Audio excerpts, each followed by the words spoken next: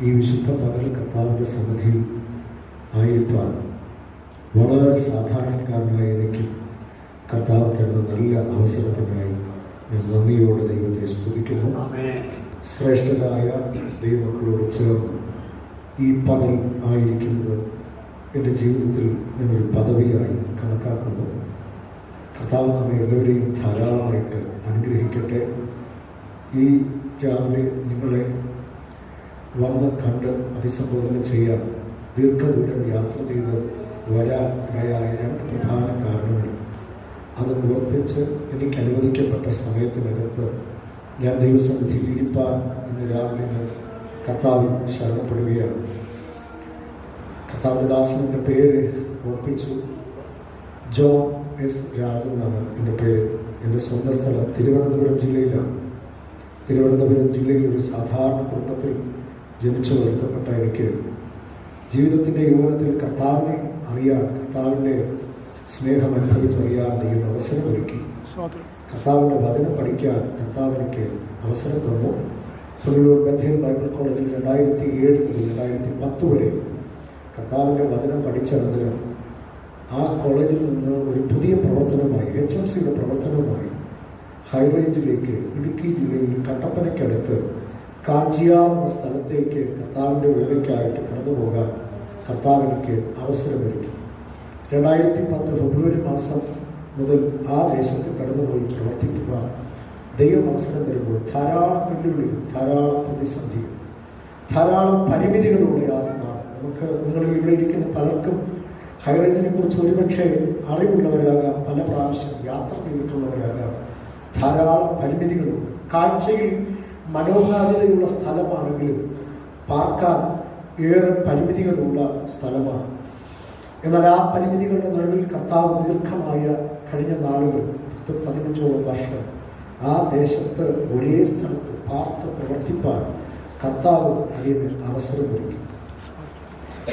ദൈവം എനിക്ക് ഈ കാലയളവിൽ കുടുംബജീവിതത്തിൽ പ്രവേശിക്കാൻ അവസരം തന്നു. എൻ്റെ കുഞ്ഞുങ്ങളെ കർത്താവ് തന്നു. എൻ്റെ കുടുംബമായി ആ ദേശത്ത് പാർത്ത് കർത്താവിനെ നാമത്തെ ഉയർത്തു. ഞങ്ങൾ ആ പ്രവർത്തനം ആരംഭിച്ച കാലം തുടങ്ങി പല കെട്ടിടങ്ങളിൽ മാറി മാറി കടമുറികളിൽ, ചായ്പുകളിൽ, കെട്ടിടങ്ങളുടെ ചായ്പുകളിലൊക്കെ ഞങ്ങളുടെ പ്രാർത്ഥനകൾ ഇങ്ങനെ നടത്തി വരികയായിരുന്നു. എന്നാൽ ആ സ്ഥലത്തിൻ്റെ പ്രത്യേകത കത്തോലിക്ക സമൂഹം ഏറെയുള്ള ഒരു പ്രത്യേക ഭാഗമാണ് കാഞ്ചിയാർ, ലബക്കട എന്നീ സ്ഥലങ്ങൾ. ആ സ്ഥലത്ത് പെന്തക്കോസ്തുകാർക്ക് ഒരു വീട് പോലും വാടകയ്ക്ക് നൽകാത്ത ഒരു പ്രത്യേക സാഹചര്യത്തിൻ്റെ നടുവിൽ, ഏറെ പരിമിതികളുടെ നടുവിൽ ദൈവം തന്ന ദർശനത്തിനൊത്തവണ്ണം ആ ദേശത്ത് പാർക്കാൻ ദൈവം അവസരമൊരുക്കി. എന്നാൽ ആ കാലയളവിൽ, ഈ ദീർഘമായ കാലയളവിനകത്ത് ഞങ്ങൾക്ക് കർത്താവ് അല്പ സ്ഥലം തന്നു. ആ സ്ഥലത്ത് ഞങ്ങൾ കഴിഞ്ഞതിൻ്റെ അങ്ങേ വർഷം, 2 വർഷങ്ങൾക്ക് പുറകിൽ വളരെ സാധുക്കളായ കുറച്ച് ദൈവമക്കളാണ് ഞങ്ങൾക്ക് ദൈവസഭയിലുള്ളത്. എൻ്റെ 2 കുഞ്ഞുങ്ങൾ ഉൾപ്പെടെ 3.5 വയസ്സും 9 വയസ്സും പ്രായമുള്ള 2 എൻ്റെ കുഞ്ഞുങ്ങൾ ഉൾപ്പെടെ 22-23 പേരാണ് ഞങ്ങൾ ആ കൂടിവരവിൽ നിൽക്കുന്നത്. ഒരു സിംഗിൾ ഷട്ടർ കടമുറിക്കകത്ത് ഞങ്ങളിപ്പോൾ ദൈവത്തെ ആരാധിക്കും. മാറി മാറി പല കെട്ടിടങ്ങൾ ഞങ്ങൾ ആരാധിക്കേണ്ടി വന്നത് കൊണ്ട് ഞങ്ങൾ പല ദൈവങ്ങളും ഇന്ന് അവിടെയുള്ള കെട്ടുറപ്പുള്ള സഭകളിൽ, നല്ല ബിൽഡിങ്ങുകളുള്ള സഭകളിൽ അവർ ദൈവത്തെ ആരാധിക്കുന്നു. അതൊരു ഭാഗം. എന്നാൽ ഞങ്ങൾക്ക് ആ ദൈവം തന്ന ആ സ്ഥലത്ത് ഞങ്ങൾ ഒരു ആലയത്തിന് വേണ്ടി ഞങ്ങൾ ആഗ്രഹിച്ചു. അതിന് പണികൾ ആരംഭിച്ചു. ഡിസിക്കിൻ്റെ സഹായത്തോടും അനുവാദത്തോടും ദൈവമക്കളുടെ സഹായത്തോടും കൂടെ ഞങ്ങൾക്ക് അവിടെ ഒരു ആലയത്തിൻ്റെ പണികൾ ആരംഭിക്കാൻ ദൈവം കഴിഞ്ഞ നാളുകളിൽ അവസരമൊരുക്കുന്ന അതിൻ്റെ തറയുടെ പണികളൊക്കെ പൂർത്തീകരിച്ച് അതിൻ്റെ പില്ലറുകൾ വരെ ഇങ്ങനെ വാർത്ത നിർത്തിയിട്ട് ഏകദേശം 1 വർഷം 5 മാസവും പിന്നിടുകയാണ്. നിങ്ങൾക്കത് ചിത്രത്തിൽ കാണാൻ കഴിയും. തറയുടെ പണികൾ പൂർത്തീകരിച്ച് പില്ലറുകൾ വരെയുള്ള ലെവൽ വരെ പണിതിട്ട് ഞങ്ങൾക്ക് തുടർന്നുള്ള പണികൾ ചെയ്യാൻ കഴിയാതെ കഴിഞ്ഞ 1 വർഷവും 5 മാസവും പിന്നിടുന്നു. ആ സ്ഥലത്ത് ഒരു പണികൾ, അതിൻ്റെ മേൽക്കൂരയുടെ പണികൾ ചെയ്യാൻ കഴിയാതെ ഞങ്ങൾ ഭാരപ്പെടും. ഏലത്തോട്ടത്തിലും എസ്റ്റേറ്റുകളിലും ജോലിക്ക് പോകുന്ന 300-320 രൂപയ്ക്ക് ജോലിക്ക് പോകുന്ന ഞങ്ങളുടെ ആന്റിമാർക്ക്, സഹോദരിമാർക്ക്, പ്രിയപ്പെട്ടവർക്ക് ഈ വലിയൊരു കാര്യം ചെയ്യാൻ പരിമിതി ഉള്ളതുകൊണ്ടാണ് ഞാൻ നിങ്ങളെപ്പോലുള്ള ശ്രേഷ്ഠ ദൈവമക്കളെ നേരിട്ട് വന്ന് കണ്ട് ഈ കാര്യം അഭ്യർത്ഥിക്കാൻ ഞാൻ വന്നു. ഈ ആലയത്തിൻ്റെ മേൽക്കൂരയുടെ പണികൾ ചെയ്ത് എത്രയും വേഗം ഞങ്ങൾ ഇപ്പോൾ ആരാധിക്കുന്ന ആ കടമുറിയിൽ നിന്ന്, സിംഗിൾ ഷട്ടിൽ കടമുറിയിൽ നിന്ന് ഈ ആലയത്തിലേക്ക് ആരാധന മാറ്റം ഞങ്ങൾ ആഗ്രഹിച്ച് പ്രാർത്ഥിച്ചുകൊണ്ടായിരിക്കുന്നു. കർത്താവ് അനുവദിച്ചാൽ വരുന്ന ദിവസങ്ങളിൽ ഈ ഇതിനുള്ള പണികൾ വിശ്വാസത്താൽ ഞങ്ങൾ ആരംഭിക്കാൻ ആഗ്രഹിക്കുന്നു.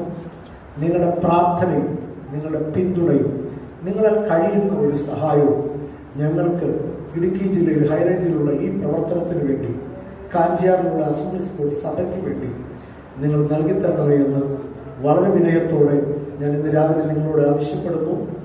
കർത്താവ് നമ്മെ ധാരാളമായിട്ട് അനുഗ്രഹിക്കട്ടെ. ഈ യോഗം തുടങ്ങുന്നതിന് മുമ്പ് എനിക്ക് എത്തണമെന്ന് ആഗ്രഹമുണ്ടായിരുന്നു. പക്ഷേ ഞാൻ കുട്ടിക്കാലം കഴിഞ്ഞപ്പോൾ തൊട്ട് തുടങ്ങിയ മഴ, ദീർഘദൂരം, ആ മഴ കാരണമാണ് ഞാൻ അല്പം വൈകിയത്. എന്നാലും ഇന്ന് രാവിലെ ഈ സമയത്ത് എനിക്ക് എത്തിച്ചേരാൻ കർത്താവ് കൃപ ചെയ്തല്ലോ, അതോർത്ത് ഞാൻ ദൈവത്തെ സ്തുതിക്കുകയാണ്. ഈ രാവിലെ വിശുദ്ധ സഭായോഗത്തിനായിട്ട് വന്നു ചേർന്ന ദൈവജനത്തോട് എൻ്റെ ആവശ്യം മാത്രം പറഞ്ഞു പോകാതെ, രണ്ടാമത്തെ എന്നെ ഞാൻ വന്നതിൻ്റെ പ്രധാന ഉദ്ദേശം കർത്താവിൻ്റെ ഹൃദയത്തിനകത്ത് തന്ന ഒരു ദൈവചിന്ത, ഒരു ദൂത് ഇന്ന് രാവിലെ ദൈവജനത്തോട് പറഞ്ഞ് എനിക്ക് അനുവദിക്കപ്പെട്ട സമയത്തിനകത്ത് തന്നെ ഞാൻ ഇന്ന് രാവിലെ എൻ്റെ വാക്കുകൾക്ക് വിരാമം കുറിക്കാൻ കർത്താവ് ഞാൻ താല്പര്യപ്പെടുകയാണ്. ശ്രേഷ്ഠ ദൈവമക്കളുടെ വാക്കുകളിലൂടെ കഴിഞ്ഞ ദിവസങ്ങളിലൊക്കെ ദൈവത്തിൻ്റെ കരുതലുകൾ, ദൈവത്തിൻ്റെ സൂക്ഷിപ്പ് അറിയാൻ കഴിഞ്ഞതിൽ ഞാൻ അതിയായി സന്തോഷിക്കുന്നു. ഈ രാവിലെ തന്റെ ജനത്തോട് സംവേദിപ്പാൻ എൻ്റെ ഹൃദയത്തിൽ ദൈവാത്മാവ് നിയോഗം തന്ന ഒരു വചന ചിന്തയിലേക്ക് ഇതിനകത്തിരിക്കുന്ന സകല ദൈവമക്കളുടെയും ശ്രദ്ധയെ ഞാൻ ക്ഷണിക്കുകയാണ്. കൊച്ചു കുഞ്ഞുങ്ങൾ തുടങ്ങി പ്രായമുള്ള മാതാക്കൾ വരെ ഈ ദൈവശബ്ദം ഹൃദയത്തിൽ ആഴത്തിൽ പതിയണമെന്ന് എൻ്റെ ഹൃദയത്തിൽ ആഗ്രഹമുള്ളത് കൊണ്ട് സാവധാനത്തിൽ ഇന്ന് രാവിലെ തന്നെ ജനത്തിന്റെ ഹൃദയങ്ങളിൽ ഈ ദൈവശബ്ദം കൈമാറി ദൈവസന്നിധിയിൽ ഇരിപ്പാൻ ഞാൻ കർത്താവിന് താല്പര്യപ്പെടുകയാണ്. അതിനായി ഒരു വേദഭാഗ ചിന്ത നിങ്ങളുടെ ശ്രദ്ധയിലേക്ക് കൊണ്ടുവരുന്നു. എഫേസ്യ ലേഖനം 3-ാം അധ്യായം 20-ാമത്തെ വാക്യം, 21-ാമത്തെ വാക്യം, വളരെ പരിചിതമായ ആ വേദാംശത്തിൽ നിന്ന് ഈ രാവിലെ തന്റെ ജനത്തോട് ചില ചിന്തകൾ കൈമാറാൻ ഞാൻ കർത്താവിൽ താല്പര്യപ്പെടുകയാണ്. എന്നാൽ നാം ചോദിക്കുന്നതിലും നിനക്കുന്നതിലും അത്യന്തപരമായി ചെയ്യുവാൻ നമ്മിൽ വ്യാപരിക്കുന്ന ശക്തിയാൽ കഴിയുന്നവന് സഭയിലും ക്രിസ്തുയേശുവിലും എന്നേക്കും തലമുറ തലമുറയായി മഹത്വം ഉണ്ടാകട്ടെ. ആമേൻ. അനുഗ്രഹിക്കപ്പെട്ട ദൈവവചന ചിന്തയ്ക്കാത്ത വചനത്തിനായി ഞാൻ ദൈവത്തിന് സ്തോത്രം ചെയ്യുകയാണ്. അപ്പോസ്തലനായ പൗലോസിന്റെ ഈടുറ്റ ലേഖനങ്ങളിൽ ഒന്നാണ് എഫേസ്യ ലേഖനം.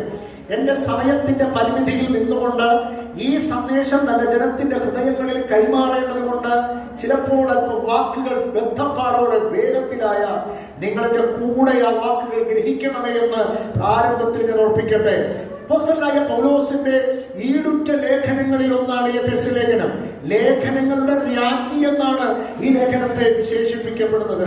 ശ്രദ്ധിച്ച്, ഇത് എഴുതപ്പെടുന്ന സാഹചര്യം ജീവിതത്തിന്റെ സന്തോഷ സമൃദ്ധിയിലിരിക്കുന്ന ഒരു കാലത്ത് രചിക്കപ്പെടുന്ന ഒരു ഭാഗമല്ല. കാരാഗ്രഹത്തിന്റെ ഏകാന്തതയിൽ, തന്റെ ജീവിതത്തിന്റെ കഠിനമായ പ്രതിസന്ധികളിൽ ദൈവശബ്ദം കാതിൽ തിരിച്ചറിഞ്ഞ് ആത്മനിയോഗത്താൽ എഴുതുന്ന ഭക്തന്റെ വാക്കുകളാണ് ഇന്ന് രാവിലെ ചിന്തയ്ക്കായി ദൈവാത്മാവ് നമുക്ക് നൽകി തന്ന തിരുവെഴുത്തെന്ന് തിരിച്ചറിഞ്ഞ് നാം ദൈവത്തിന് സ്തോത്രം ചെയ്യണം. നമ്മുടെ ജീവിതത്തിന്റെ ഏത് പ്രതിസന്ധിക്കകത്തും നമ്മോട് ഇടപെടാൻ കഴിയുന്നവനെയാണ് നാം ഇന്ന് പകരം ആരാധിക്കുന്നത്. അവന് നമ്മോട് ഇന്ന് പകരം സംസാരിപ്പാനുണ്ട്. ഈ വചനഭാഗ ചിന്തയിലേക്ക് ഞാൻ ഇന്ന് രാവിലെ നിങ്ങളുടെ ശ്രദ്ധയെ കൊണ്ടുവരുമ്പോൾ എനിക്കറിയാം, ഈ വാക്യം അറിയാത്ത ഒരു കൊച്ചു കുഞ്ഞും ഇതിനകത്തിരിപ്പില്ല എന്ന് എനിക്കറിയാം. എന്റെ കൊച്ചു പ്രായം തുടങ്ങി, എന്റെ കുഞ്ഞുനാൾ തുടങ്ങി ഞാൻ ആലയത്തിലേക്ക് ചെല്ലുന്ന കാലത്തെല്ലാം ഈ വാക്യം കേട്ടാണ് ഞാൻ പരിചയിച്ചിട്ടുള്ളത്.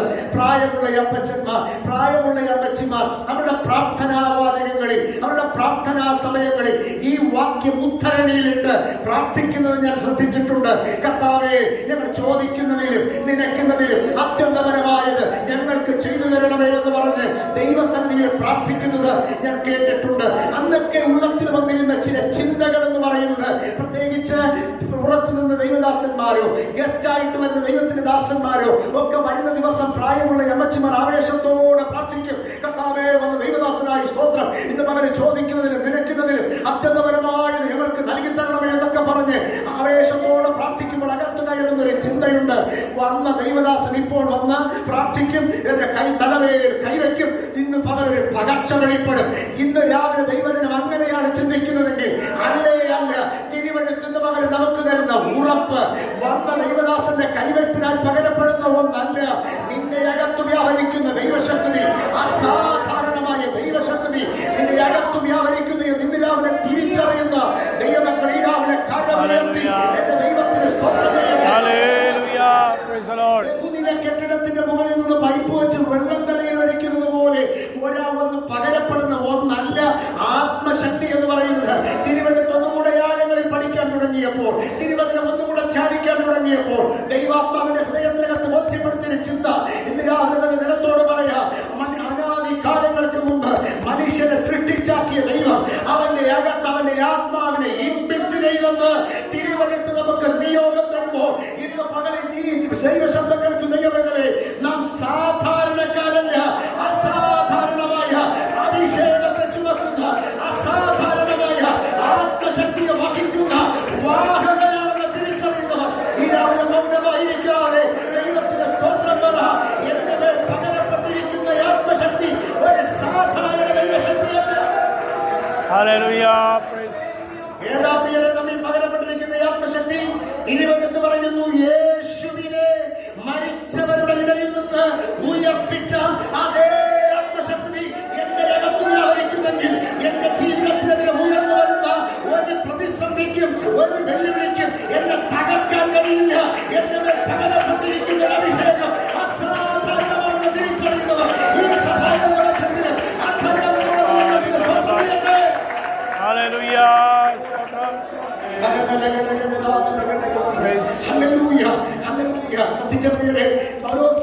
ഈ പദം ഉദ്ധരിക്കുന്നത് ഈ എഫെസോസിലുള്ള ദൈവസഭയോട് തനി ദൂതറിയിക്കുമ്പോൾ ഒരു പശ്ചാത്തല ഭാഗം പറയാം.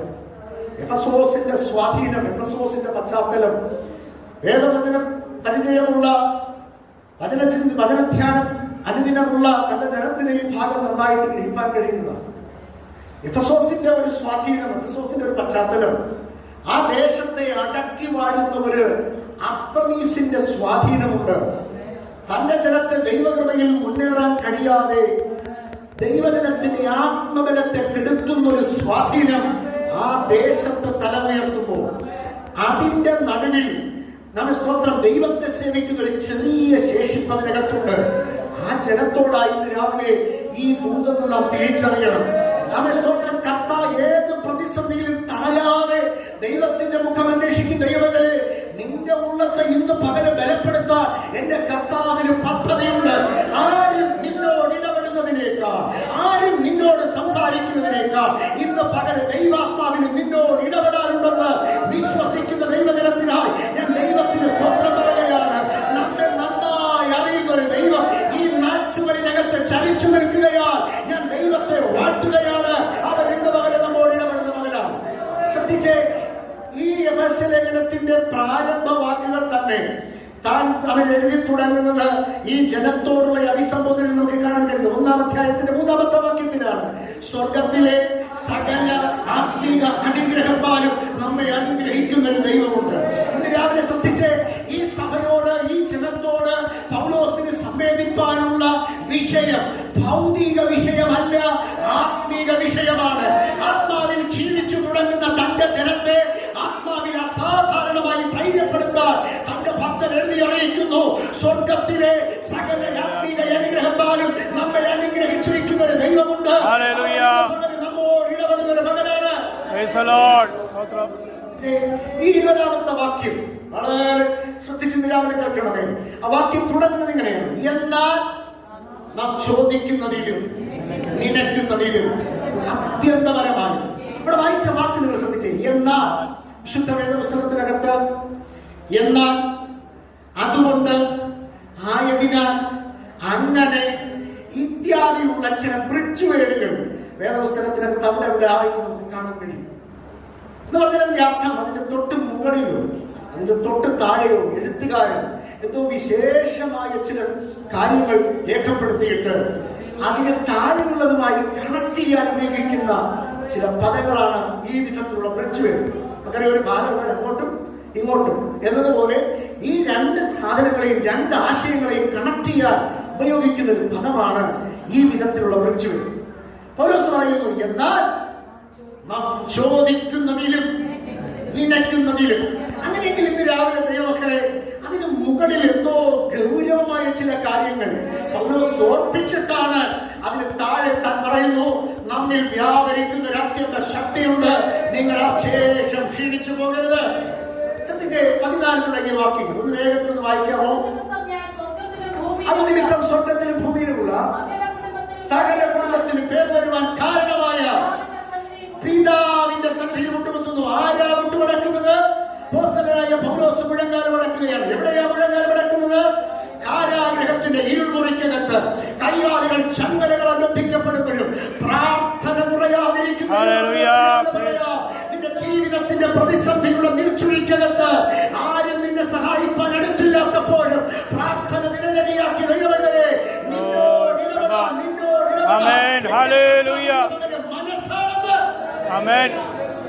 പ്രാർത്ഥിക്കുകയാണ്. എന്താ പ്രാർത്ഥന? കാരാഗൃഹത്തിന്റെ ഇരുൾമുറിക്കകത്ത് കിടന്നുകൊണ്ട് ദൈവഭക്തൻ ദൈവത്തോട് പ്രാർത്ഥിക്കുകയാണ്. ജീവിതത്തിന്റെ സമൃദ്ധിയുടെ കാലത്തണ്ട് എല്ലാ വാതിലുകളും അടയുമ്പോൾ, എല്ലാ പ്രതീക്ഷകളും അടയുമ്പോൾ ഭക്തൻ പറയുന്നു, സ്വർഗത്തിനും ഭൂമിയിലും സകല കുടുംബത്തിനും പേര് വരാൻ കാരണമായവന്റെ മുമ്പാകെ ഞാൻ മുട്ടുമടക്കുകയാണ്. ഇന്ന് മകൻ അവരത് പറഞ്ഞു, ഇവരത് പറഞ്ഞു, ഞാൻ ഇനി എന്ത് ചെയ്യുമെന്ന് ആവശ്യമില്ലാത്തത് തലക്കിലെടുത്ത് കലക്കുമ്പോൾ ഈ പകൽ ദൈവാത്മാവ് വചനത്തിലൂടെ കടന്നു നിന്റെ എല്ലാ വഴികളും അടയുമ്പോൾ, എല്ലാ വാതിലുകളും അടയുമ്പോൾ ഈ പകൽ മുഴങ്കാലുകളൊക്കെ നിനക്ക് വേണ്ടി തുറന്നു വരുന്ന ഒരു സ്വർഗം ഈ പകൽ നിന്റെ കണ്ണുകൾ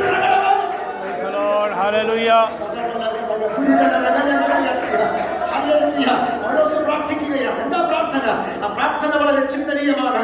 തന്റെ ജനത്തിനു വേണ്ടി, എഫെസോസിലുള്ള ദൈവമക്കൾക്ക് വേണ്ടി ഭക്തൻ ദൈവത്തോട് പ്രാർത്ഥിക്കുകയാണ്. എന്താ പ്രാർത്ഥന? ഭൗതികമായ ഒരു പ്രാർത്ഥനയും ഞാൻ പ്രാർത്ഥിക്കുന്നില്ല. ഭൗതികമായ പ്രാർത്ഥന വേണ്ടെന്നല്ല പേര്. ഞാനൊരു കൊച്ചു സഭയിലെ പാസ്റ്റർ. ഞാൻ എന്റെ വിശ്വാസികളും മനസ്സും തുറന്ന് അനുഗ്രഹിച്ച് പ്രാർത്ഥിക്കും.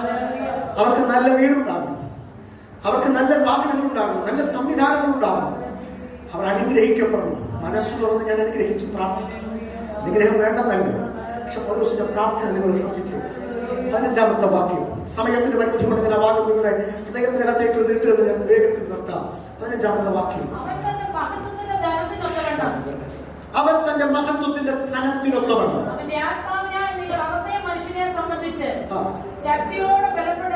ശ്രദ്ധിച്ച പ്രിയരെ, പൗലോസിന്റെ ഒന്നാമത്തെ പ്രാർത്ഥന. കർത്താവേ, എഫെസോസിലുള്ള ഈ ജനം ശ്രേഷ്ഠരായി മാറണമെന്നുള്ളതല്ല, അവർ ഇരുനില കെട്ടിടം പണിയണമെന്നല്ല, ഇരുനില സംവിധാനം ഉണ്ടാകണമെന്നല്ല, ഒത്തിരി സമ്പത്ത് അവർക്ക് ഉണ്ടാകണമെന്നല്ല. പൗലോസിന്റെ പ്രാർത്ഥന നിങ്ങൾ ശ്രദ്ധിച്ചേ. കർത്താവേ, ഈ ജനത്തിന്റെ അകത്തെ മനുഷ്യൻ ഒന്ന് ശക്തിയോടെ ബലപ്പെട്ടെങ്കിൽ, ഇതിനകത്തിരിക്കും ദൈവജനത്തോട് വചനത്തിലൂടെ ദൈവാത്മാവ് ഇടപെടുന്നു. കാലപ്പഴക്കം കൊണ്ട് ആത്മതലത്തിൽ ക്ഷീണിച്ചു തുടങ്ങിയ ദൈവജനത്തിനോട് ഇന്ന് രാവിലെ ദൈവാത്മാവ് ഇടപെടുന്നു. തന്റെ ജനത്തിന്റെ അകത്തെ മനുഷ്യന്റെ കരുത്ത് വർദ്ധിപ്പിക്കാൻ ഈ പകൽ സമർപ്പിതരാകുന്ന ദൈവജനത്തെ ഈ രാവിലെ കർത്താവിന്റെ അകത്ത് തിരയുകയാണ്. പാടുന്നുണ്ട്, പ്രാർത്ഥിക്കുന്നുണ്ട്, പലതും ചെയ്യുന്നുണ്ട്. പക്ഷേ അകത്ത് ബലം കുറഞ്ഞിട്ട് കാലം പലത് കഴിഞ്ഞു. ഈ രാവിലെ ചിലരോട് ദൈവാത്മാവ് ഇടപെടുന്നു. മടങ്ങി വാ. നിന്റെ അകത്തെ മനുഷ്യന് കരുത്തില്ലെങ്കിൽ, അകത്തെ മനുഷ്യന് ശക്തിയില്ലെങ്കിൽ പ്രതിസന്ധികളുടെ മുമ്പിൽ നീ താഴടിയാകും. പ്രതിസന്ധികളുടെ മുമ്പിൽ നീ തകർന്നു പോകും. ക്ഷയിക്കാൻ നിനക്ക് കരുത്ത് പകരുന്നത് ബാഹ്യമായ ശക്തിയുടെ കരുത്തല്ല. നിന്റെ അകത്തെ മനുഷ്യന് ശക്തിയുണ്ടോ? പ്രതിസന്ധികളെ നീ ക്ഷയിക്കും. ആത്മീയൻ എന്ന് പറഞ്ഞ പലരും ഈ ജീവിതത്തിൽ ഈ കാലയളവിൽ പലരും പട്ടുപോയതിന്റെ പിന്നിലെ കാരണം അറിയേണ്ട പ്രിയരെ, അവരുടെ ജീവിതത്തിന്റെ പ്രതിസന്ധികളിൽ അകത്തെ മനുഷ്യന് കരുത്തില്ലാത്തത് കൊണ്ട് അവരും ചെയ്ത് തകർന്നുപോയി. ഇന്ന് പകരം ജീവിതത്തിന്റെ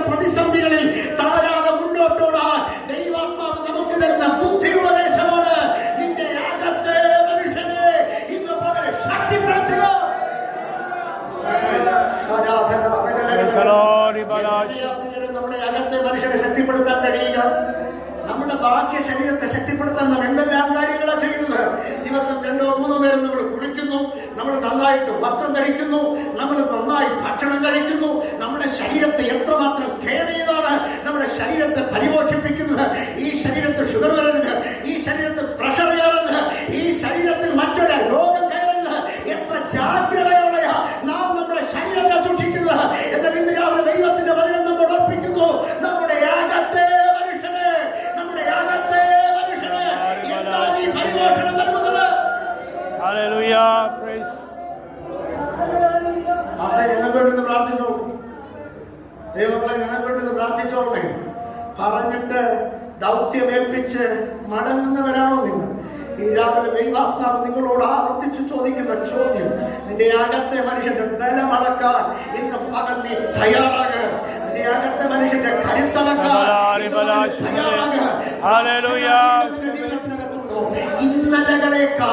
ഇന്നലകളേക്കാൾ ദൈവസന്നിധിയിൽ കുഴക്കാലുമടക്കി പ്രാർത്ഥിക്കുന്ന സമയദൈർഘ്യത്തിനകത്ത് നിനക്കൊരു വർധനവില്ലെങ്കിൽ നിന്റെ ആത്മീയ ജീവിതത്തിൽ നീ തളർന്നുകൊണ്ടിരിക്കുന്നു. പ്രാർത്ഥിക്കാൻ ഏകാഗ്രത കിട്ടുന്നില്ല, പ്രാർത്ഥിക്കാൻ വിഷയങ്ങൾ വരുന്നില്ലെന്ന്, പ്രാർത്ഥിക്കാൻ പറ്റുന്നില്ലെന്ന് പലരും പറഞ്ഞു. തടിതപ്പുമ്പോ ഇന്ന് അവൻ ഓർത്തോ, നിന്റെ ആത്മീയ ജീവിതത്തിനകത്ത് നിന്റെ അകത്തെ മനുഷ്യന്റെ ബലം കുറയുകയാണ്.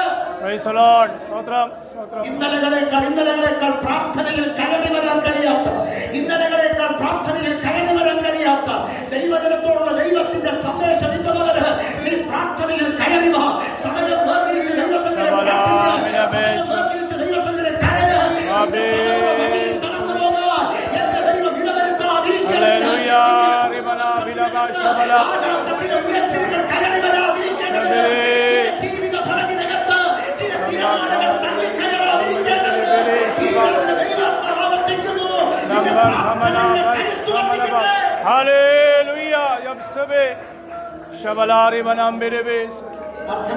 ജീവിതത്തിനകത്ത് ദിനചര്യയാക്കിയ ദൈവമക്കളുണ്ട്. മനുഷ്യൻ അസാധാരണമായ ബാഹ്യ ശരീരം നിനക്കൊരു പക്ഷെ ബലഹീനമായിരിക്കും. രോഗം കീഴ്പ്പെടുത്തിയ നിന്റെ ശരീരത്തെ നിന്റെ അകത്തെ മനുഷ്യന് പിശാചിന് തൊടാൻ കഴിയത്തില്ല. നീ കരുത്തനാകും. 2, വചനധ്യാനം ദിനചര്യയാക്കി ദൈവവചനമുണ്ടോ? വചനത്തെ, ദൈവത്തിന്റെ വചനം പറയുന്നു, നിന്റെ വചനത്തെ ഞാൻ കണ്ടെത്തി ഭക്ഷിച്ചിരിക്കുന്നു. വചനം ധ്യാനിപ്പാൻ, വചനം ഹൃദയസ്ഥമാക്കാൻ, വചനധ്യാനമില്ലാത്ത വേദപുസ്തകം നല്ല ഇൻഡെക്സ് ഉള്ളത്, ഇൻഡെക്സ് ഇല്ലാത്തത്, ഗിൽറ്റ് പൊതിഞ്ഞത് ഒക്കെ പല ടൈപ്പ് ബൈബിൾ നമ്മുടെ വീടുകളിൽ കാണും. നമ്മുടെ വീടുകളിലുണ്ട്. ലെതർ ബൈൻഡ് ചെയ്യുന്നത് പല ടൈപ്പിലുള്ള ബൈബിൾ നമ്മുടെ വീട്ടിലുണ്ട്. പക്ഷെ വേദപുസ്തകം തുറക്കത്തില്ല. ദൈവത്തെ തിരിച്ചറിയും. ഡിയർ കൂടി പറഞ്ഞൊരു പദമുണ്ട്, when we pray God, we talk to God. When we pray, God speak to us. നാം ദൈവത്തോട് പ്രാർത്ഥിക്കുമ്പോൾ നാം ദൈവത്തോട് സംസാരിക്കുകയാണ്. പക്ഷെ എപ്പോഴാണ് ദൈവവചനം നാം ധ്യാനിക്കുന്നത്, ആ ദൈവം നമ്മോട് സംസാരിക്കുന്നു. നമ്മുടെ ആവശ്യം ദൈവത്തോട് ചുമ്മാ പറഞ്ഞിട്ട് പോകല്ലേ പ്രിയരെ. അവന് സംസാരിപ്പാൻ നാം അവസരം കൊടുക്കുക. അവനിൽ നിന്ന് ബലമാർജിക്ക്, അവനിൽ നിന്ന് പ്രാപിക്ക്, അവനിൽ നിന്ന് ദൈവശബ്ദം കേൾക്കുന്ന ദൈവങ്ങളെ നീ ഒരിടത്തും തകരാൻ ദൈവം സമ്മതിക്കത്തില്ലെന്ന് ഈ രാവിലെ തിരിച്ചറിയുന്നവർ ഈ ദൈവശബ്ദത്തോട് ഈ രാവിലെ ആത്മാർത്ഥമായി ഒന്ന് പ്രതികരിക്കുക. പൗലോസിന്റെ പ്രാർത്ഥന നിങ്ങൾ ശ്രദ്ധിച്ച്, കർത്താവേ, ഈ ജനത്തിന്റെ അകത്തെ മനുഷ്യൻ ശക്തിയോടെ ബലപ്പെട്ടെങ്കിൽ. എന്താ പൗലോസ് നീ ഇത്ര തീവ്രമായി കാരാഗ്രഹത്തിന്റെ ഇരുൾമുറിക്കകത്തും ഈ വിഷയത്തെ ഗൗരവമായി കണ്ട് കരയാനുള്ള കാരണമെന്ന് പൗലോസ് പറയും, എന്റെ ഇഷ്ടമല്ല, ഇത് കർത്താവിന്റെ തിരുവിഷ്ടമാണ്. ഈ ജനത്തിന്റെ അകത്തെ മനുഷ്യൻ കരുത്തുറാമിക്കണം. ഞാൻ ഒത്തിരി വേദഭാഗങ്ങൾ സ്കിപ്പ് ചെയ്ത് ഞാൻ ആ ദൂതിലേക്ക് കയറി വരികയാണ്. ഒത്തിരി വാക്യങ്ങൾ പറഞ്ഞ് ഈ ദൂതിലേക്ക് കയറേണ്ടതാണെങ്കിലും ഞാൻ ആ വാക്യങ്ങൾ സ്കിപ്പ് ചെയ്ത് ഞാൻ ദൈവജനത്തോട് ആ ചിന്തയിലേക്ക് ഞാൻ കൊണ്ടടുപ്പിക്കട്ടെ. തിരുവെടുത്ത് പറയുന്നു, യോഹന്നാൻ സുവിശേഷം 7-ാം അധ്യായം 37-ാമത്തെ വാക്യത്തിൽ യേശു കർത്താവ് ഒരിക്കൽ നിന്നുകൊണ്ട് താനൊരു പ്രഖ്യാപനം പ്രഖ്യാപിക്കുകയാണ്. എന്താ പ്രഖ്യാപനം എന്നറിയാമോ? കർത്താവ് പ്രഖ്യാപിക്കുന്ന 7-ാം അധ്യായം 37-ാമത്തെ വാക്യത്തിൽ യേശു നിന്നുകൊണ്ട് ഉത്സവത്തിന്റെ മഹാദിനമായ ഒടുക്കത്തെ നാളിൽ യേശു നിന്നുകൊണ്ട് സകല ജനവും കേൾക്കെ കർത്താവ് വിളിച്ചു പറയുന്നു, ദാഹിക്കുന്ന ഏവനും എന്റെ അടുക്കലേക്ക് വരട്ടെ, വന്ന് വാങ്ങി കുടിക്കട്ടെ, എന്നിൽ വിശ്വസിക്കുന്നവന്റെ ഉള്ളിൽ നിന്ന് തിരുവെഴുത്ത് പറയുന്നത് പോലെ ജീവജലത്തിന്റെ നദികൾ ഒഴുകും. വാക്യം വിശദീകരിക്കാൻ ഏറെയുള്ളതാണ്. തിരുവുത്സവത്തിന്റെ മഹാദിനമായ ഒടുക്കത്തെന്നാണ്. തിരുവചനം പഠിച്ചാൽ ഉത്സവം, യഹൂദന്റെ ഉത്സവം 7 ദിവസം നിന്ന് നിൽക്കുന്നതാണ്. ഓരോ ദിവസവും യഹൂദന്മാർ ചിതറിപ്പാർക്കുന്ന യഹൂദന്മാർ യെരൂശലേമിലേക്ക് വന്നു ചേരാറുണ്ട്. നമ്മുടെയൊക്കെ രീതി പോലെയല്ല. 3 ദിവസത്തെ ഉപവാസ പ്രാർത്ഥന വെച്ചാൽ ഒന്നാമത്തെ ദിവസം ഒന്നാമത്തെ സെക്ഷന് പോയാൽ പിന്നെ അവസാനത്തെ തിരുവത്താഴത്തിന് കാണും. അതല്ല യഹൂദന്റെ സിസ്റ്റം. വീട്ടിൽ നിന്ന് അവർ കൂടാരങ്ങളിൽ നിന്ന് ഇറങ്ങി പുറപ്പെട്ട് യെരൂശലേം ദേവാലയം ലക്ഷ്യമാക്കി നടന്നെടുക്കുമ്പോൾ അവൻ സ്തോത്രം ഒന്നാമത്തെ ദിവസം ചെന്നെത്താത്തവൻ 2ാമത്തെ ദിവസം അവിടെ എത്തിയിരിക്കും. അങ്ങനെ 7ാമത്തെ ദിവസമാകുമ്പോൾ ചിതറിപ്പാർക്കുന്ന സകല യഹൂദനും യെരൂശലേം ദേവാലയത്തിന് ചുറ്റും വന്നു ചേരും. കർത്താവിന്റെ വചനം ഇങ്ങനെയാണ്: ഉത്സവത്തിന്റെ മഹാദിനമായ ഒടുക്കത്തെ നാളിൽ അർത്ഥാൽ എല്ലാവരും വന്നു ചേർന്ന ശേഷം കർത്താവ് ഒരു പ്രഖ്യാപിക്കുന്നു.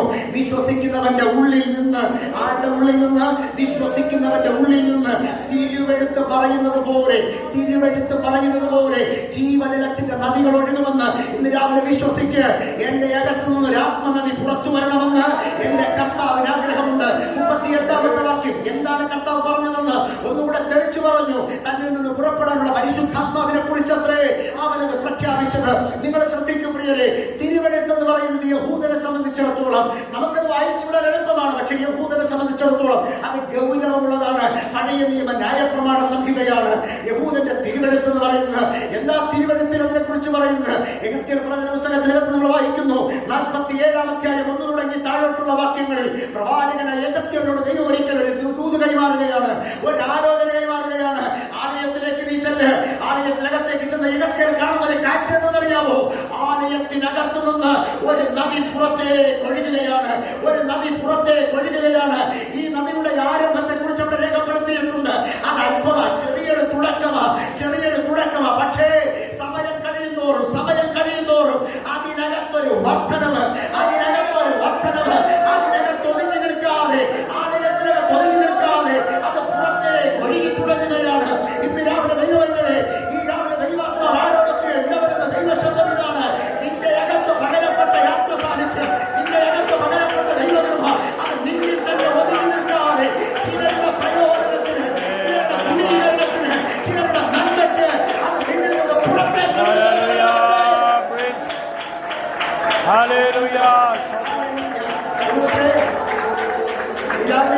ശ്രദ്ധിച്ച് വേഗത്തിൽ ഞാൻ ആ ഭാഗം പറഞ്ഞ് അവസാനിപ്പിക്കുക. 1ാമത്തെ പ്രാർത്ഥന മാത്രം പറഞ്ഞ വാക്ക് അവസാനിപ്പിക്കുക.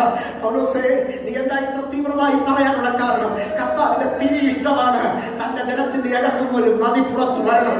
തന്റെ ജനത്തിന്റെ അകത്ത് പകരപ്പെട്ടത് അവിടെ ഒതുങ്ങി നിൽക്കാൻ പാടില്ല. ഈ രാവിലെ ശ്രദ്ധിക്ക്.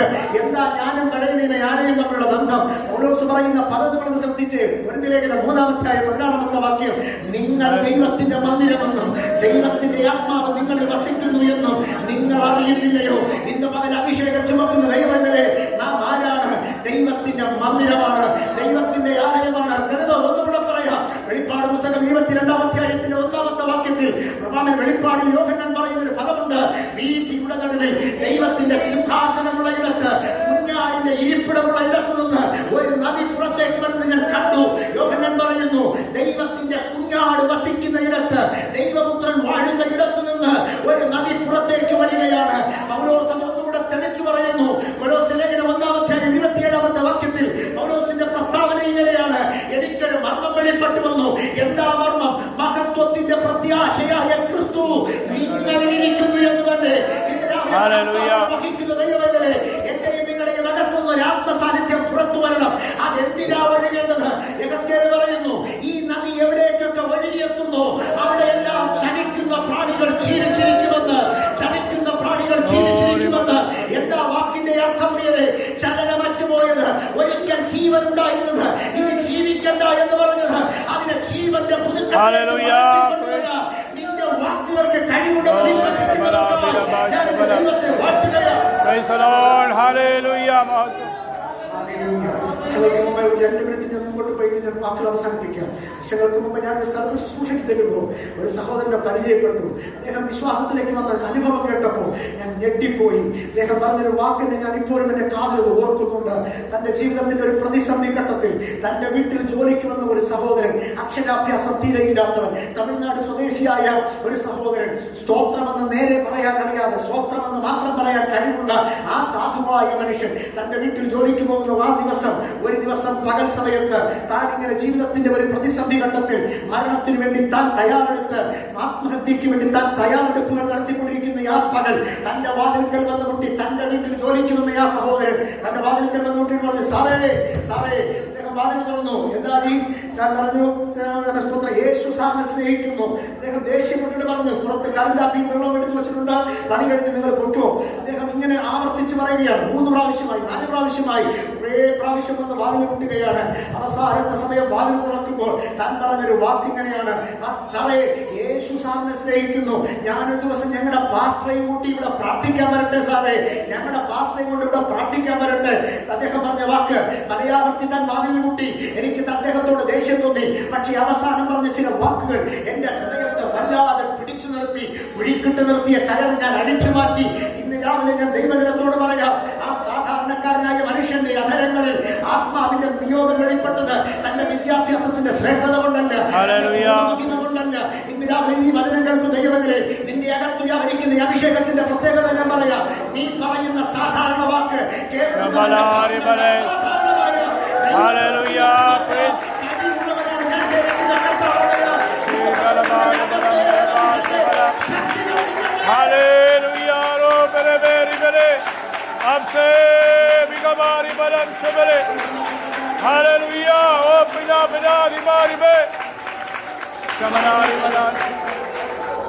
വചനത്തോട് കൂടുതൽ 2 ചിന്തകളൂടെ വിശദീകരിക്കാതെ ഞാൻ പറഞ്ഞു അവസാനിപ്പിക്കും.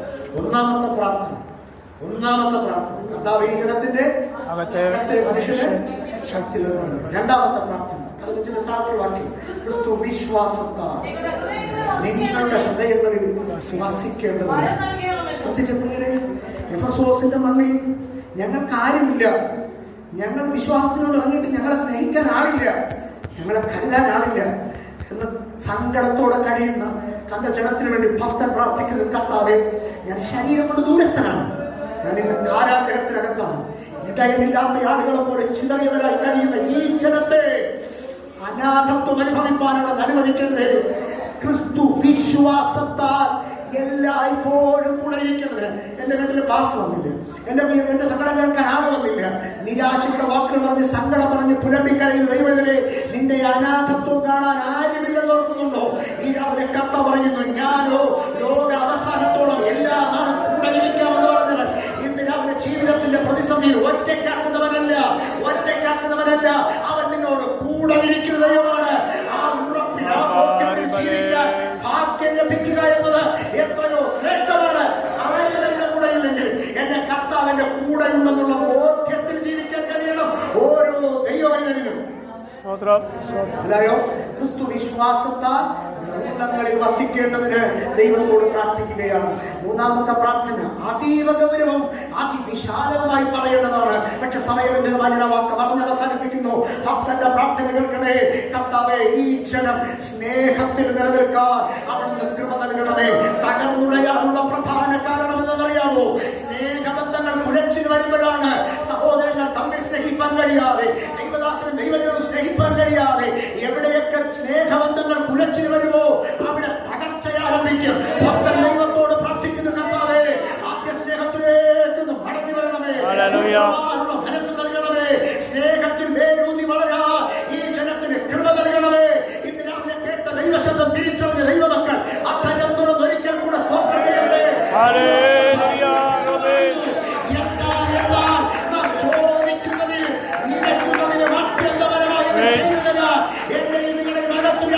ദൈവശക്തിക്ക് കഴിവുണ്ട്. ഈ രാവിലെ വിശ്വസിക്കുന്ന ദൈവമക്കൾ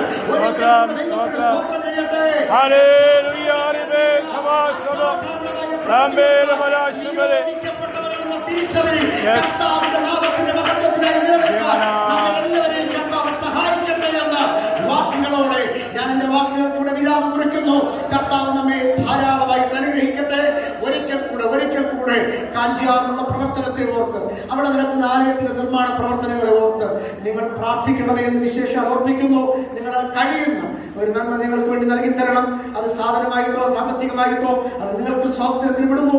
കർത്താവ് നമ്മെ സഹായിക്കട്ടെ. അവസരം തന്ന, അനുവാദം തന്ന ദൈവസഭയ്ക്ക്, ദൈവദാസന് വിശേഷിച്ച് നന്ദി പറഞ്ഞ ദിവസം ഇരിക്കുന്നു. കർത്താവ് സഹായിക്കും. ദൈവദാസന് നന്ദി അറിയിക്കുന്നു. നല്ല ഒരു ദൈവിക